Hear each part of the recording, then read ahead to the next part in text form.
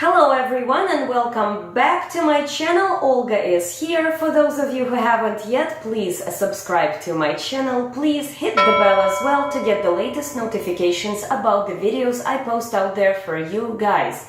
And let's go ahead and jump into today's video. So I am going to be putting this into the makeup confessions and also into the makeup tips because it is kind of both of those things. Let's talk about the bags underneath the eyes and the power of the concealer. So we all know that when we apply the foundation, then we go in with the concealer and we try to conceal the bags and discolorations and whatnot.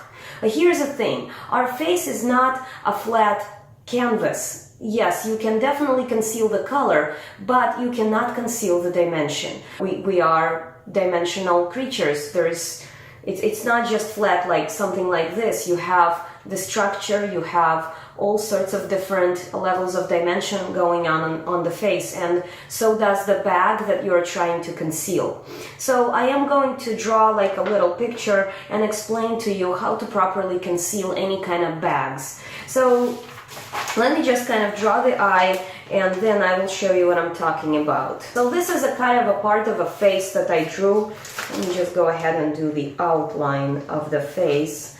So this is the portion of the face that I drew. A lot of times when we have something going on here, you know, we are trying to conceal it and we put the concealer on top of that, right? But because it's not a flat surface, the light is going to hit that area before it hits any kind of shadows which are lower. So when you have a bag, for example, or if you have some kind of a bag right here, let's say, if you put the concealer on top of the bag, you are actually making it stand out more.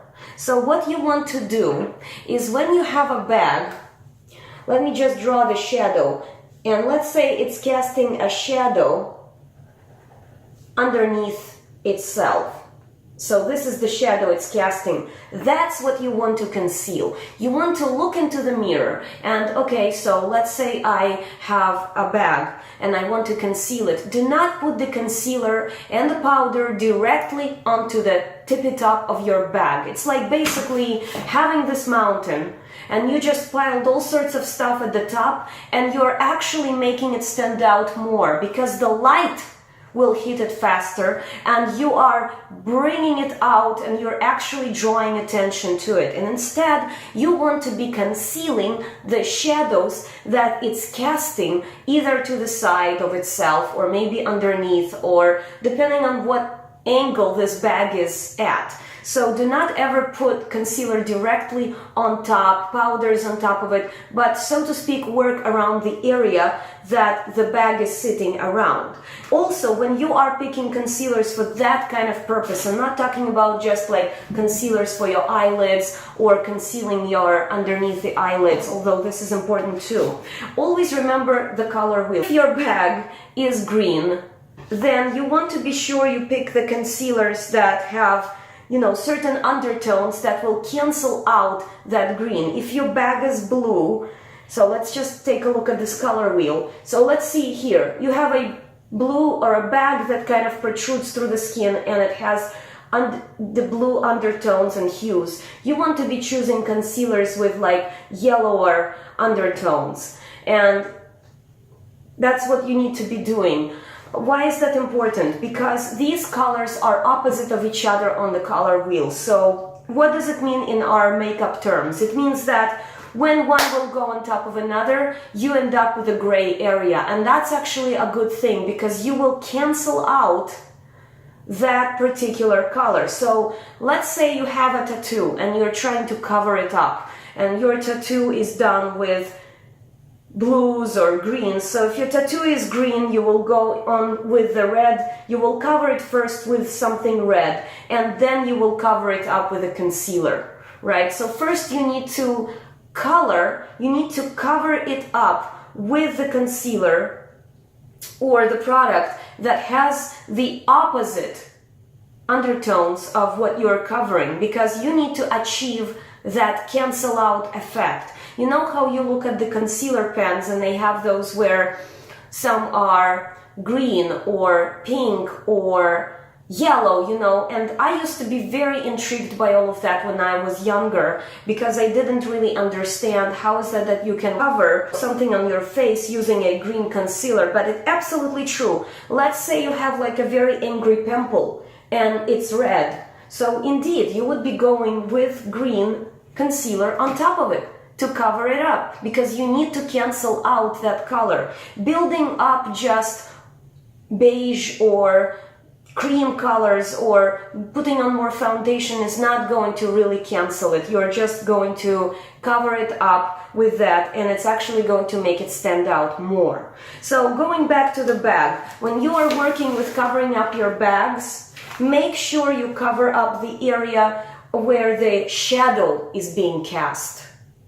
Not the bag directly, because the bag is like a mountain. Anytime you put more product on it, the light is hitting that bag and bam, everybody sees that bag. Also, another tip I want to give you, and it kind of goes into that video I done about when highlighter can make a person look older. Do not ever put highlighters on the areas if you have bags. In fact, if you have bags like somewhere here, you don't wear highlighters.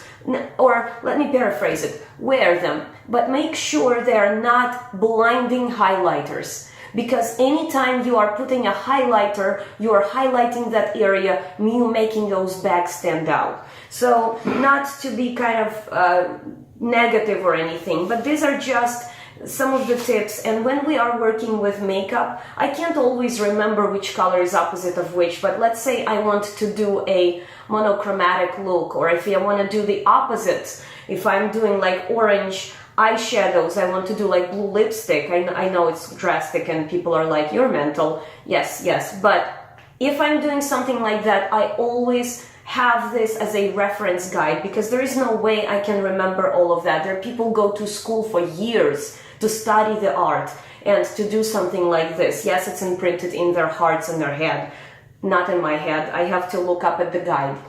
So and of course, I know I drew you a picture and all of that, but how about real life, right? Okay, so if you look here, and again, the reason I drew the picture and I showed you with the picture is because I don't exactly have the most expensive camera or anything like that here, or the super duper cool lights. So that's why I was afraid it's not going to really show. But maybe you can see this. So right about here, I have a little kind of like a pocket or a bag. I don't even know if it's a bag. It's like, I spoke with like a plastic surgeon at some point. I haven't done any plastic work or anything, and I'm not going to, but I spoke with a plastic surgeon and asked him, what the heck is this? Because my dermatologist told me they can't see anything there. And he said that it's basically the signs of aging. You're aging, you're losing some collagen or fat in your skin, and so that area there's nothing wrong with the skin. But the reason you see that shadow is because some of the collagen is missing underneath, and so basically that's what it is. So what I do is, when I'm working with myself and I see that shadow, I don't apply it directly onto the bag itself, but I kind of apply the product onto the shadow to create that, to hide where the shadow is. And that's what I cover up. We would have to go ahead and do stuff about it, set it and whatnot. But this was just a demonstration video. So with all of that said, guys, thank you very much for tuning in. I hope you find this helpful. My job here on my YouTube channel is to provide helpful, honest, useful information to my viewer. If you have any kind of constructive criticism, it's always appreciated. If you have any other solutions to this problem, or if you want to have me review a product, or if you want me to give you kind of like a do-it-yourself something in terms of makeup and skincare, please do let me know. I'll gladly do it for you guys, and that's my purpose here on YouTube, to provide good and useful information to my friends, to my viewers out there. Thank you very much for tuning in. I love you. I will see you all in my next video, guys. Bye!